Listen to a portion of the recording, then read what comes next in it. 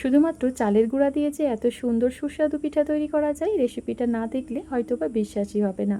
নরম তুলতুলে অসংখ্য ছিদ্রযুক্ত জালিদার এই পিঠাটা দেখতে যেমন সুন্দর আর লোভনীয় লাগছে, খেতেও দারুণ হয়। একবার খেলে বারবার বানাতে ইচ্ছা করবে। তাছাড়া বানানো কিন্তু খুবই সহজ, হাতে মাত্র 10 মিনিট সময় থাকলে ঝটপট তৈরি করে নিতে পারবে। চলো তাহলে সম্পূর্ণ রেসিপিটা প্রথম থেকে শেষ পর্যন্ত দেখে নিই, আশা করছি অনেক ভালো লাগবে। পিঠা তৈরি করার জন্য আমি এখানে বাজারের কেনা 1 কাপ শুকনো চালের গুঁড়া নিচ্ছি। তোমরা চাইলে ভেজা চালের গুঁড়া দিয়েও ওই পিঠাটা তৈরি করতে পারবে। তো 1 কাপ শুকনো চালের গুঁড়া একটা মিক্সিং বোলের মধ্যে নিয়ে নিলাম। সেই সাথে দিয়ে দিব পিঠাটা সফট করার জন্য 2 চা চামচ পরিমাণ ময়দা। চাইলে তোমরা এখানে আটাও ব্যবহার করতে পারবে। সেই সাথে দিয়ে দিলাম স্বাদ মতো নুন। শুকনো উপকরণগুলো একটু নাড়াচাড়া করে মিশিয়ে নিচ্ছি। আর হ্যাঁ, এখানে অবশ্যই কিন্তু ময়দাটা ব্যবহার করতে হবে, এতে করে পিঠাটা একদম নরম তুলতুলে হবে। এবার দিয়ে দিব ওই মেজারমেন্ট কাপ মেপে 1/2 কাপ পরিমাণ গরম পানি। তবে এখানে একদম উষ্ণ গরম পানিও ব্যবহার করা যাবে না, আবার একদম ফুটন্ত গরমও না।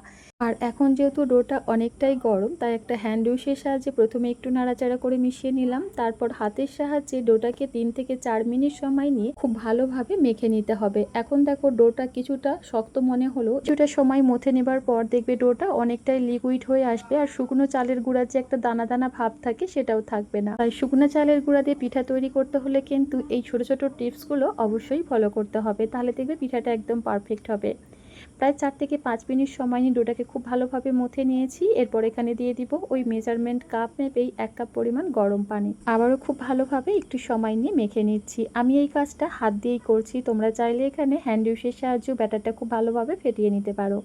প্রথমে 1/2 কাপ পরিমাণ পানি ব্যবহার করেছিলাম, এই পর্যায়ে আরও 1 কাপ পরিমাণ পানি দিয়ে ব্যাটারটা তৈরি করেছি। ব্যাটারের ঘনত্বটা হয়তো বা দেখেই নিশ্চয়ই বুঝতে পারছো।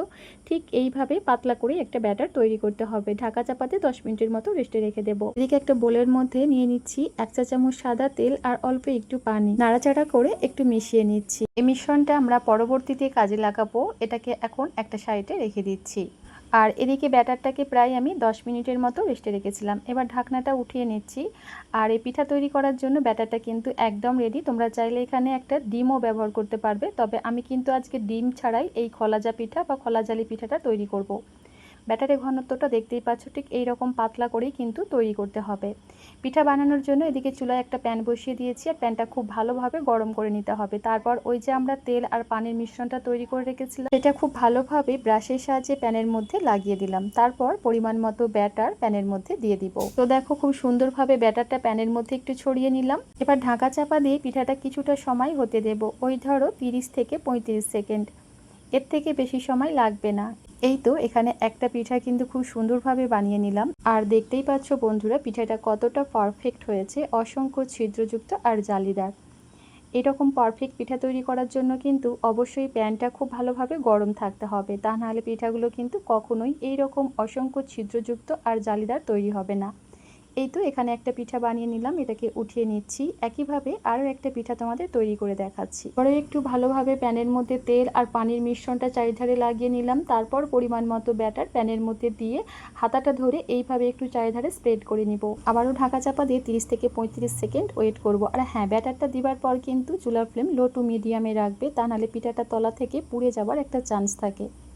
এই তো এখানে আরও একটা পিঠা বানিয়ে নিলাম। দেখতেই পাচ্ছ এই পিঠাটাও কিন্তু খুব সুন্দর তৈরি হয়েছে। অথেন্টিক এই খোলাজালি পিঠা মাটির খোলার মধ্যে বানানো হয়, আর এই পিঠার মধ্যে কিন্তু ডিমও ব্যবহার করা হয়।